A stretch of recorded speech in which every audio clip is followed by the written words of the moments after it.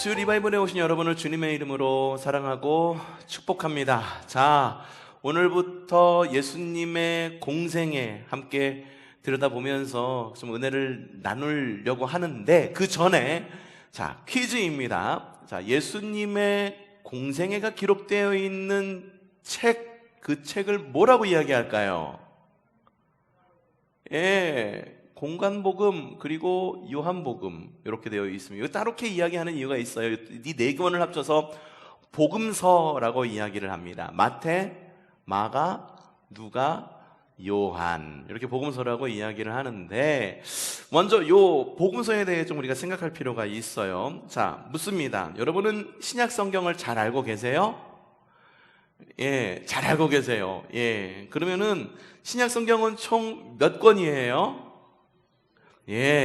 우리가 어렸을 때 배운 거는 안 잊어버려. 그래서 하루라도 젊었을 때, 오늘이 가장 젊은 날이죠. 오늘 배우는 게 그래도 안 잊어버리는 겁니다. 우리에게 내일은 없습니다. 내일 주님 오실지도 몰라요. 그러니까는 몇 권? 27권. 그리고 이름을 모두 알고 있나요? 자, 제일 처음에 나오는 책이 무슨 책이에요? 신약 성경에서? 제일 마지막은? 그럼 됐지 뭐. 처음과 마지막 알파와 오메가 되신 주님, 그래서 마태복음 그리고 요한계시록 이렇게 알면 됐지 뭐. 중간에 책들이 많아요. 책들이 많은데 그 책들은 크게 복음서 그리고 서신서 그리고 묵시록, 계시록 이렇게 세 개로 나눌 수가 있습니다. 가장 많이 차지하는 비율은 어느 책이 많을까요? 복음서, 서신서, 묵시록. 뭐가 제일 많을 것 같아요? 서신서가 제일 많아요. 서신서가 제일 많습니다. 그럼 제일 많으면은 제일 중요한 거죠? 꼭 그렇지도 않아요. 양으로 어떻게 더 중요하다, 덜 중요하다를 이야기할 수는 없습니다. 왜냐하면 그렇게 따지면 제일 먼저 나온 책이 더 중요한 책이게? 그쵸? 그렇기 때문에 양으로 따질 수는 없습니다. 구약 성경에도 선지서가 있잖아요. 대선지서, 소선지서가 있는데 대선지서가 중요하기 때문에 대선지서가 아니에요. 이미 수요 리바이브를 몇 번 반복하신 분들은 아시죠? 대선지서는 왜 대선지서라고 이야기했습니까? 책이 두꺼워서 많아서, 양이 많아서 대선지서고, 그럼 소선지서는 왜 소선지서예요? 양이 적어서, 분량이 적어서 소선지서입니다. 그러니까 양으로 따지거나 뭐가 먼저 나오거나 그래서 중요한 것은 아니다. 구약 성경은 몇 권입니까? 몇 권? 39권이 구약 성경이죠. 신약 성경도 여러 형태로 기록되어 있어요. 27권 문서. 신약 성경은 서로 다른 사람에 의해서 기록되어 있습니다. 물론 저자가 같은 경우가 있어요. 많은 경우 서신서가 많은데 서신서의 많은 부분을 누가 썼죠? 누가? 바울이 썼습니다. 그래서 모두가 다 바울이 쓴 거는 아니에요. 복음서도 역시 마찬가지입니다. 복음서가 다 복음서라고 불린다고 그래서 같은 사람이 쓴 것은 아니다. 쓴 사람도 다릅니다. 그리고 쓰여진 시기도 다릅니다. 주님께서 여기에서 앞으로 내가 너희에게 이런 말씀을 줄 건데 성령에 감동되어서 지금부터 시작! 이래가지고 11시 16분 지금 지나고 있는데 11시 16분부터 11시 20분까지 시작해서 적은 게 아니라는 거예요. 시기가 다릅니다. 그 시기가 뭐 하루 이틀 다른 게 아니라 1년, 2년 다른 게 아니라 몇 세기가 다른 경우도 있다라고 하는 거예요. 그래서 내용들이 서로 상호 보완이 됩니다. 다르죠. 다르기 때문에 서로가 상호 보완이 됩니다. 그게 복음서입니다. 다른 문학의 형태를 가지고 있어요. 어떤 거는 이야기, 어떤 거는 편지, 어떤 거는 묵시록, 구약 성경에 가면은 시의 형식도 있고 많은 부분, 많은 게 다르게 되어 있죠. 하지만 이렇게 서로 다르지만 공통점을 가지고 있는데, 공통점은 무엇이냐 하면은 주님을 믿고 그리고 주님을 믿게 하려는 목적을 갖는, 그런 한 신앙을 갖게 하려는 목적으로 신약 성경이 쓰여졌다라고 하는 겁니다. 목적이 같아요. 무엇? 주님을 믿고 주님을 믿게 하려는 목적을 가지고 있다라고 하는 거예요. 그래서 사람 손으로 기록되어 있지만 모두가 한 성령에 의해서, 성령의 감동으로 기록되어서 한 가지 목적으로 기록되었다라고 하는 거예요. 디모데후서 3장 15절부터 16절. 자, 한번 읽어볼까요? 시작. 성경은 그대에게, 네, 또 모든 성경은, 네, 목적이 있는 거예요. 구원에 이르는 지혜를 줄 수 있다라고 하는 거예요. 구원에 이르도록 곧 하나님을 믿게 하려는, 주님을 믿게 하려는 목적을 가지고 있고, 모든 성경은 누구의 영감? 하나님의 영감으로 된 것이다. 영감, 이거 아니고 하나님의 영감, 영성으로 무장되어서 충만하여서, 성령으로 충만하여서 기록된 책이다. 그 중에서 복음서라고 하는 거는요, 굉장히 중요한 책입니다. 중요한 이유는 성경의 앞부분에 나와 있기 때문이 아니라 주님에 대한 이야기, 주님의 생애와 주님의 교훈이 들어있기 때문에 중요한 책입니다. 이게 가장 많이 포함되어 있기 때문에 중요한 책이다라고 이야기를 하는 겁니다. 자, 복음서는 아까도 여러분에게 말씀드렸듯이 복음서, 사복음서라고 하는데 무엇이 있다라고 그랬나요? 마태, 마가, 누가, 요한복음. 그 중에서 마태, 마가, 누가를 공관복음이라고 이야기합니다. 공관이라고 하는 것은 같은 사건을 다른 형식으로 본 거예요. 보는 사람마다 달라요. 그래서 같은 사건을 기록하고 있습니다. 그러니까 다른 사건을 같게 기록한 게 아니라 주님이 행하신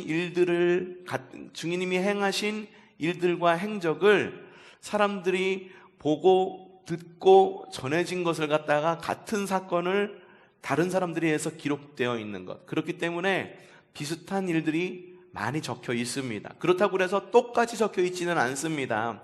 누구의 기억에는 이 사건이 더 큰 사건으로 기억되고 있어.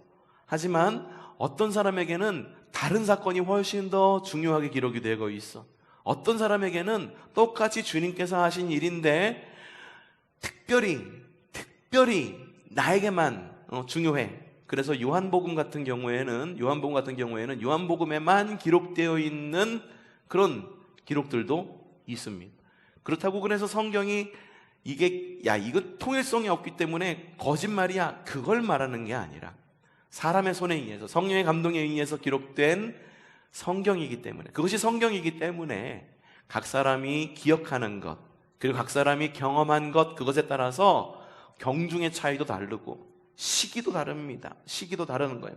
예를 들어서 성전 정화 사건 아시죠? 주님께서 성전에 들어가서 성전을 다 뒤엎었어요. 여기 그러면서 뭐라고 말씀하세요? 여기는 만민이 기도하는 집이다. 장사치들 다 물러가라. 그래서 그 안에 성전에 있는 모든 기물들을 다 뒤집어 엎습니다. 공관복음에는요, 이게 공생의 말기에 이루어진 일이라고 기록을 하고 있어요. 근데 요한복음에는요, 공생의 초기 사건으로 기록하고 있습니다. 그런 시기가 다른 거예요. 구레네 사람 시몬의 이야기, 이 이야기는 마태, 마가, 누가복음에는 들어 있습니다. 하지만 요한복음에는 나올까요? 나오지 않습니다. 자, 왜 이런 일이 일어났느냐? 앞서도 이야기했듯이 쓴 사람이 다릅니다. 기록한 사람이 달라요. 그리고 쓴 시기도 다르기 때문입니다. 이따가 어떤 순서에 의해서, 복음서가 어떤 순서에 의해서 적혀졌는지를 좀 이따가 볼 건데, 복음서 기자들은요, 이걸 갖다가 역사적 사건을 기록하기 위해서 기록한 것이 아닙니다. 성경을 읽으면서 이건 역사적인 사건이야, 그래서 역사적인 사건을 읽듯이 읽으면 안 된다라고 하는 거예요. 실록 이런 게 아니라는 거예요. 복음서 기자들은요, 설교를 목적으로 복음서를 기록했습니다. 또한 전도를 목적으로 복음서를 기록했습니다. 또한 신앙의 전승을 목적으로 복음서를 기록했습니다. 자, 봅시다. 뭐라고 적혀있나? 요한복음 20장 31절에 이렇게 적혀 있습니다. 읽어보죠. 시작. 그런데 여기에 이것이나마 기록한 것은, 봅시다. 여기에 이것이나마 기록했다라고 하는 것은, 이것이나마 기록했다라고 하는 건 이야기가 더 있다는 얘기예요, 없다는 얘기예요? 더 있을 수도 있다는 얘기예요. 더 있을 수도 있다는 얘기예요. 그럼에도 이걸 기록한 목적은, 시작, 여러분으로 하여금 그리스도요 하나님의 아들이심을 믿게 하고 또 그렇게 믿어서 그의 이름으로 생명을 얻게 하려는 것이다 라고 적혀 있어요. 기록한 목적이 매우 명확하게 적혀 있죠. 요한복음에. 왜 적혀 있다고요?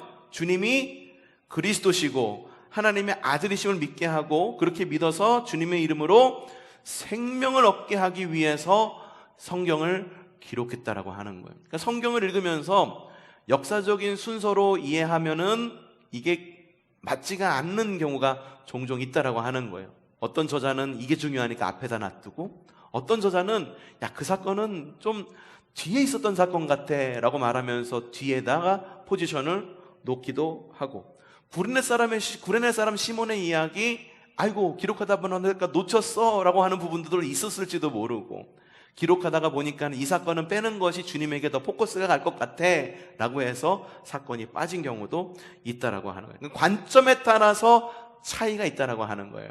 자, 오늘 수요 리바이블을 우리 공부하고 있잖아요. 그쵸? 이거 다 끝나고 요번 주일날 물어보는 거예요. 여러분에게 수요 리바이블 시간에 뭐 배웠어요? 라고 물으면 여러분들 다 한 목소리로 똑같이 이야기할까요? 이구동성으로 그 전날 모여갖고선 목사님이 요거 이야기할 것 같아. 그러니까 요렇게 대답해? 똑같이 이야기할까? 다르게 이야기해요. 어떤 사람은 어떤 특정한 부분에 꽂혀가지고 이 부분을 이야기할 겁니다. 또 어떤 사람은 다른 부분을 이야기할 거예요. 성경도 역시 마찬가지다라고 하는 거죠. 그리고 앞서도 이야기했듯이 복음서의 내용은 예수님의 행적의 일부만을 기록했습니다. 자, 요한복음에 그런 내용이 적혀 있어요. 25절 시작. 예수께서 하신 일은 이 밖에도 많이 있어서, 그러니까 요한복음을 읽으면은 주님이 하신 일을 기록하고 있다라고 하는 것을 우리가 알 수 있죠. 전제는 그거죠. 우선 주님의 이름이 기록되어 있어. 그런데 어떻다? 이 밖에도 많이 있다라고 하는 거예요. 주님께서 행하신 일들은, 공생의 기간 동안 행하신 일들은 성경에 기록한 것 이외에도 분명히 있을 것이다. 우리는 유추해 볼 수가 있는 거예요. 주님께서 성경에 기록된 이야기를 3년 동안, 혹은 예수님 33년 그 삶 동안 복음서의 이야기만 있다라고 한다면 예수님이 너무 조금 일한 거 아니야?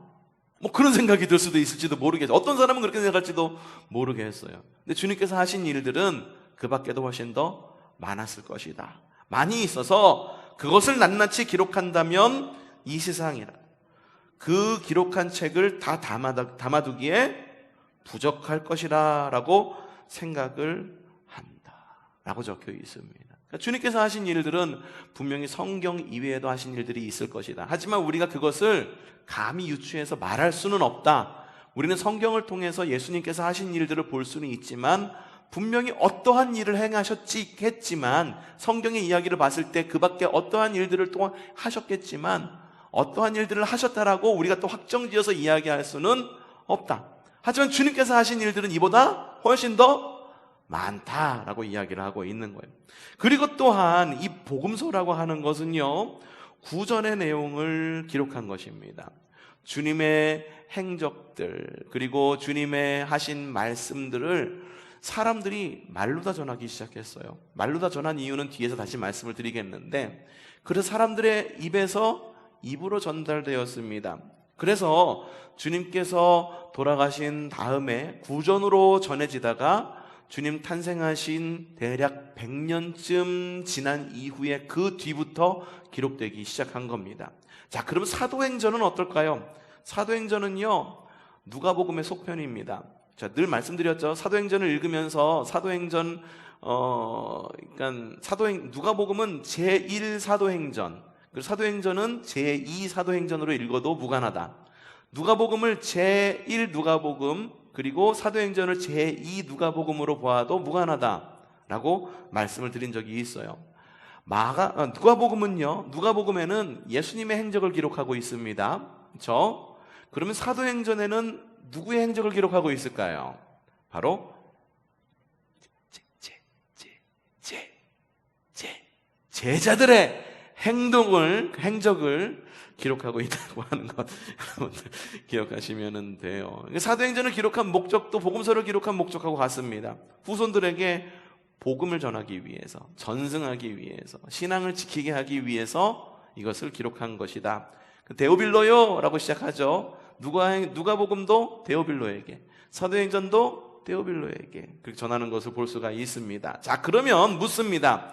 신약성경 27권 그리고 특별히 복음서, 사복음서는 역사적 순서로 기록되었을까요?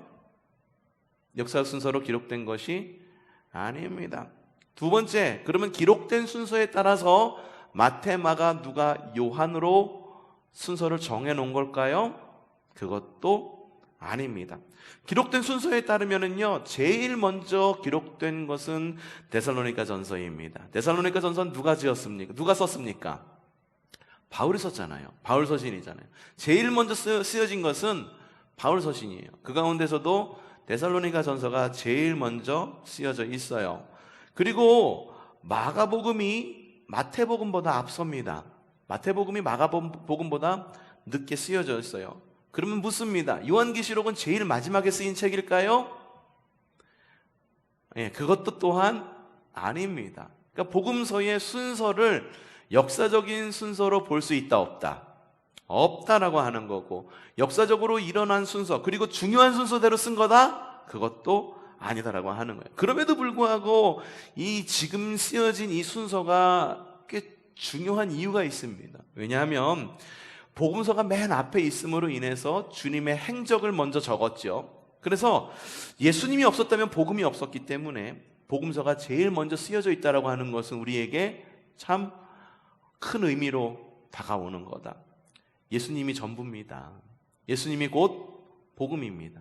예수님이 없으면 나머지 서신서, 나머지 계시록 있을 수가 없는 거죠. 그렇기 때문에 우리가 지금 이 수요 리바이블 시간을 통해 갖고 주님의 행적을 따라서 과연 어떤 삶을 사셨고 그때 그 말씀하신 것, 그거를 갖다가 보려고 하는 거예요. 그래서 예수님의 행적을 뒤를 따라가 보면은 마태복음에 있는 이야기만 따라가냐?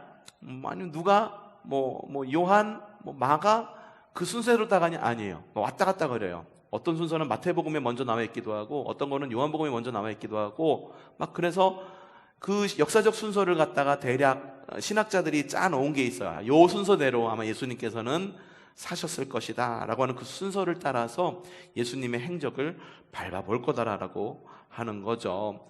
그리고 또한 마태복음이 제일 먼저 나와 있다라고 하는 것은 우리에게 정말 유익합니다. 그리고 구약 성경과 신약 성경이 이어지는데 굉장히 중요한 역할을 하게 되죠. 마태복음과 신약 성경과 구약 성경 사이에는 역사적인 시간의 갭이 있다라고 말씀을 드렸어요. 몇 년? 400년이라고 하는 시간의 갭이 있습니다. 400년 동안 주님께서는 한 말씀도 안 하셨어. 이게 얼마나 영적 암흑식인 거죠. 이 시기에 많은 제국들이 일어났다 사라지고 알렉산더 대왕, 유명한 알렉산더 대왕도 이 시기에 나타났다가 사라진 인물. 네? 그런 이야기들이 있어요. 그러다 보니까 구약 성경과 신약 성경이 매치가 이게 갑자기 뻥 하고 뛰니까는 없었던 이야기들이 갑자기 마태복음에 나타나는 거죠. 구약 성경에 없던 이야기가 신약 성경에 나타나는 거죠. 바리새인이 구약 성경에 나옵니까? 안 나와요. 사두개인이 구약 성경에 나옵니까? 안 나와요. 그렇죠? 그런데 갑자기 신약 성경에 갑자기 짠하고 나타나. 이 사람들이 갑자기 나타날 일은 없어요.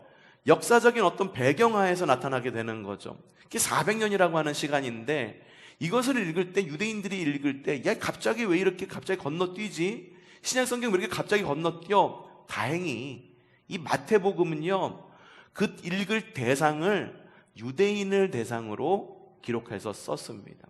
유대인을 대상으로 기록해서 썼다라고 하는 것은 구약 성경에 익숙한 사람들이 신약 성경을 이해하기 쉽도록 그 관점을 가지고 마태복음이 기록됐다라고 하는 겁니다. 한국 사람이 이스라엘의 이야기를 듣는데 한국적 배경에서 말씀을 드려야지. 그렇죠? 이스라엘에 있는 그 고유의 것을 가지고 와서 이야기하면 알아들을 수가 없어요. 그렇죠? 지난번에 우리 새벽 시간에 이야기했죠. 지옥이라고 하는 개념, 지옥이라고 하는 이 단어가 어느 종교에서 왔다고 얘기 드렸어요? 불교에서 온 용어예요. 지옥은 불교 용어예요. 근데 이 선교사님들이 와서 지옥에 대해서 설명을 해야겠는데, 이스라엘 사람들이 가지고 있는 그 단어를 가지고, 하데스 뭐 이런 단어를 가지고 지옥을 설명을 하려고 하다 보니까는 이해가 되지 않는 거예요. 그게 뭐예요? 라고 이야기하는 거죠. 그래서 우리나라 사람들에게 말하는, 너희들이 이미 알고 있는 지옥 있잖아, 지옥, 그게 그거요. 얘기하니까 사람들이 어떻게, 아, 그렇구먼, 그것이 진리구먼, 알아듣는 거예요. 하나님 나라, 뭐 마실레이아라는 단어로 표현이 되거든요.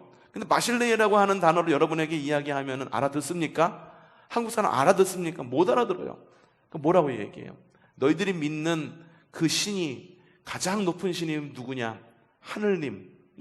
그 하늘님의 바로 가장 큰 신이니까? 아니야. 너희들이 믿는 하늘님과 동등하지 않는 훨씬 더 큰 능력을 가지고 있는 그 분이 있는데, 그분의 이름이 바로 하늘님, 곧 하나님이야 라고 말하면서, 그분이 다스리는 나라 마실레야가 바로 하나님 나라다라고 이야기를 하는 거죠. 이렇게 말을 갖다가 바꾸고 단어를 바꿔요. 이게 현지화라고 하는데, 어느 나라를 가든 선교사님들이 하는 제일 먼저 하는 게 뭐냐면 그 지역의 문화를 익힙니다. 문화를 익히지 않고 가서 복음을 전하면 복음이 들어가지를 않아요. 복음을 알아듣지를 못해. 무슨 말인지. 그래서 성경이 기록하고 있는 그런 단어들이 지역마다 이렇게 성경마다 다르게 적혀 있다. God, G-O-D, God이라고 하는 것, 이스라엘 사람들이 하나님을 God이라고 이야기해요? 그렇게 얘기 안 해요. 다른 단어로 이야기하죠. 엘로힘, 뭐 여호와 이레, 뭐 이런 식으로 바꿔서 이야기합니다. 직접 하나님의 이름을 이야기하지 않아요. 근데 이게 영어로 번역되면서 God이라고 이야기하죠. 우스갯소리로 우리나라 드라마가 막 전 세계로 지금 막 수출되고 있잖아요. 넷플릭스라고 하는 그런 OTT 서비스를 통해서 우리나라 드라마가 막 수출되고 있는데, 외국에서 인기 있는 드라마 장르가 우리나라 사극이래요. 사극. 그러면서 이 사극을 보는데 그 외국 사람들이 참 신기하게 보는 게, 우리나라 그 선비들이 쓰는 이 모자를 뭐라고 그래요? 이렇게 쓰는 거. 갓이잖아요. 그래서 야, 이 모자가 뭐냐? 이거 참 특이하게 보이는데 멋지다. 이게 뭐냐? 하니까 한국 사람이 알려주는 거예요. 갓이다 라고 이야기하니까는, 그러냐고. 영어권에 있는 사람이, 역시 한국은 다르다. 갓, 하나님을 머리 위에 두고 사는 사람들이 아니냐. 하나님을 머리 밑에 두고 사는 게 아니라 머리 위에 두고는 사는 사람이 바로 한국 사람이니까, 야, 우리 한국 사람의 God, 이런 신앙을 본받아야 된다. 우스갯소리가, 그런 우스갯소리도 있어요. 우리 하나님은요, 우리 머리 위에 있으신 분이세요. 우리가 그걸 인정해야 돼요. 자꾸 우리가 머리 안에 가둬두려고 하죠. 야, 자꾸 딴 데로 자꾸 흐른다. 자, 맞아요. 마태복음은요, 유대인들이 독자일 것을 예상을 하고 쓴 책입니다. 복음의 흐름과도 같아요. 처음에는 복음이 유대인에게 왔습니다. 그렇죠? 예수님도 유대인이셨어요. 베드로도 유대인이었습니다. 바울도 유대인이었어요. 근데 이 복음의 흐름이 처음에 유대로부터 시작합니다. 그렇죠? 오직 성령이 너에게 임하시면 너희가 권능을 받고 예루살렘과 유대와 사마리아와 땅 끝이라고 하는 이 방향과도 너무 잘 맞아요. 처음에 유대로부터 시작됐지만 결국은 땅 끝까지 이어져야 되는 그런 복음의 방향. 요한계시록이 마지막인 것도 우리에게 참 유익입니다. 마지막 시대를 살게끔 준비시키는 어떤 그런 하나님의 지혜다. 우리는 좀 알아볼 수가 있는 거죠. 자, 그러면 신약 성경은 어떻게 해서 기록되어서 나오기 시작했을까요? 자, 예수님 시대의 예수님과 제자들. 자, 예수님은 훌륭한 저술가였습니까? 아니에요. 예수님은 책을 한 권도 쓰시지 않으셨어요. 저자가 아니셨어요. 오히려 설교자였습니다. 제자들은 저술가였습니까? 아닙니다. 제자들은 저술가가 아니라 전도자였었습니다. 예수님은 설교자셨고 제자들은 전도자였어요. 그렇기 때문에 기록하는 것에는 그렇게 큰 관심을 갖지를 않았습니다. 제자들도 들었지 그 들은 것을 기록할 생각조차도 하지 못했다라고 하는 거예요. 예수님의 제자의 조직을 봐도 알아요. 우리가 어떤 특정한 조직을 보면은 회장, 부회장 그러면서 그 밑에 뭐 조직들이 있죠. 어떤 조직이 있어요? 회장, 부회장, 뭐 서기도 있고 또 회계도 있고 총무도 있고 있죠. 그렇죠? 예수님의 조직을 보았을 때 뭐 다른 게 있었을지 없었을지는 모르지만 있었던 조직에 그 임직이 한 명이 있었었는데 있었던 것이 회계뿐이 없어요. 회계뿐이 없어. 회계가 누구였어? 가룟 유다가 회계였잖아요. 돈을 맡아서 있었던 사람이잖아요. 그렇죠? 그런데 예수님의 제자 가운데에서는 그러면은 서기가 있었나? 서기가 있어서 오늘 주님께서 몇 월 며칠, 주후 몇 월 며칠, 날씨 맑음, 모인 사람 베드로, 요한 뭐 적어놓고 주님께서 이렇게 말씀하셨다라고 말하면서 기록한 서기가 있었나요? 서기가 없었어요. 기록하는 것에는 관심이 없었다라고 하는 거예요. 왜 기록하지 않았느냐? 자, 첫 번째는 기록하는 것에 관심이 없었다. 예수님은 설교가셨고 그리고 제자들은 전도자였다라고 하는 거예요. 또한 예수님 시대에는 기록해서 누군가에게 전달하는 것보다 말로 전하는 것이 훨씬 더 효과적이었었습니다. 왜? 당시에 문서라고 하는 것, 우리가 보고 있는 이 책이 보편화되기까지는 굉장히 오랜 시간이 걸려요. 성경이 보편화되는 것도 중세시대 15세기가 되어서야지만 보편화가 됩니다. 그 전까지는 종이가 굉장히 귀했어요. 파피루스라고 아시죠?